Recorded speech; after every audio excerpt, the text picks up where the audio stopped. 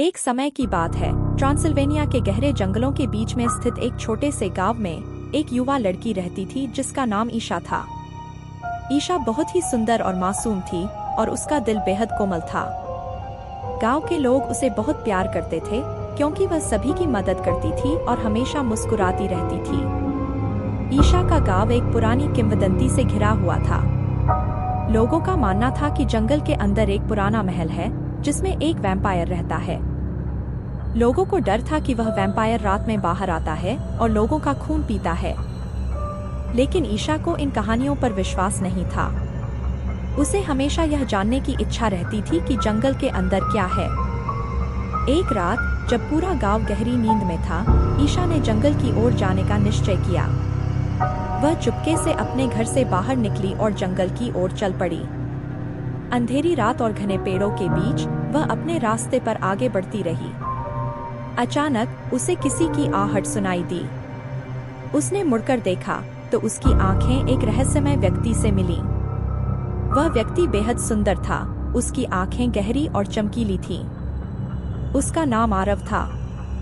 ईशा को तुरंत ही यह महसूस हुआ कि आरव कोई साधारण व्यक्ति नहीं है।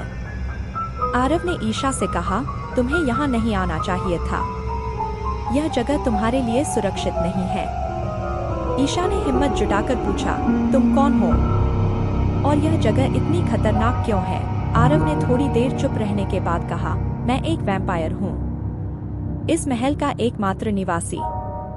लोग मुझसे डरते हैं लेकिन मैं किसी को नुकसान नहीं पहुँचाना चाहता। आरव ने ईशा को अपने जीवन की कहानी सुनाई। वह एक राजा था जो सदियों पहले एक जादू के कारण वैम्पायर बन गया था। उसने अनजाने में एक वैम्पायर का खून पी लिया था और उसे वैम्पायर बनना पड़ा।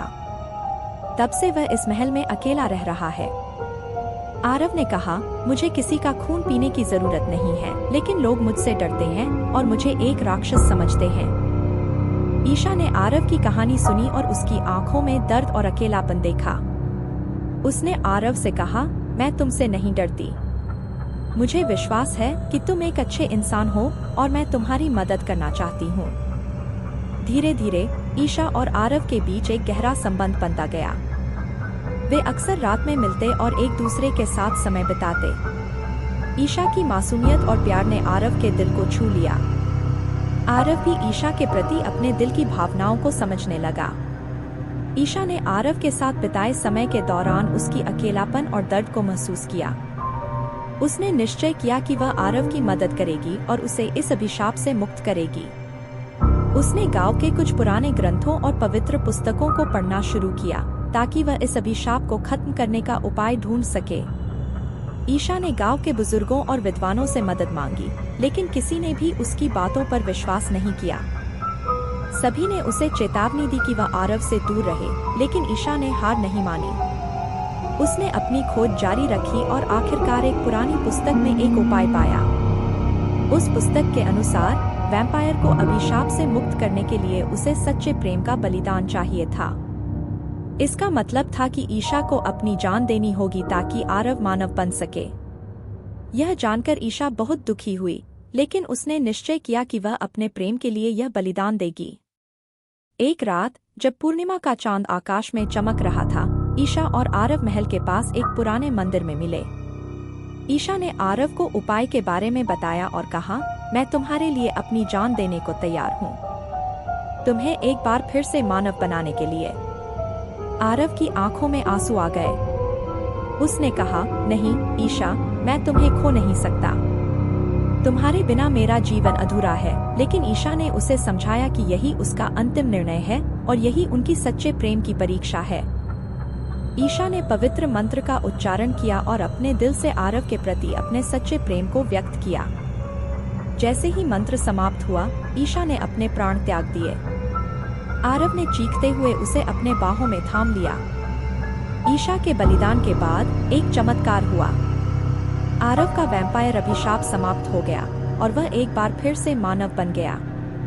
उसने ईशा के बलिदान को कभी नहीं भुलाया और हमेशा उसके प्यार को याद रखा। आरव ने गांव के लोगों को सच्चाई बताई और ईशा के बलिदान की कहानी सुनाई। गांव के लोग ईशा की वीरता और उसके सच्चे प्रेम से बहुत प्रभावित हुए। उन्होंने उसके सम्मान में एक स्मारक बनवाया और उसे हमेशा याद रखा। प्रेम की अमर कहानी। आरव ने अपने बाकी जीवन को ईशा की यादों के साथ बिताया। उसने गांव के लोगों की मदद की और उन्हें सिखाया कि सच्चे प्रेम की ताकत किसी भी अभिशाप को समाप्त कर सकती है।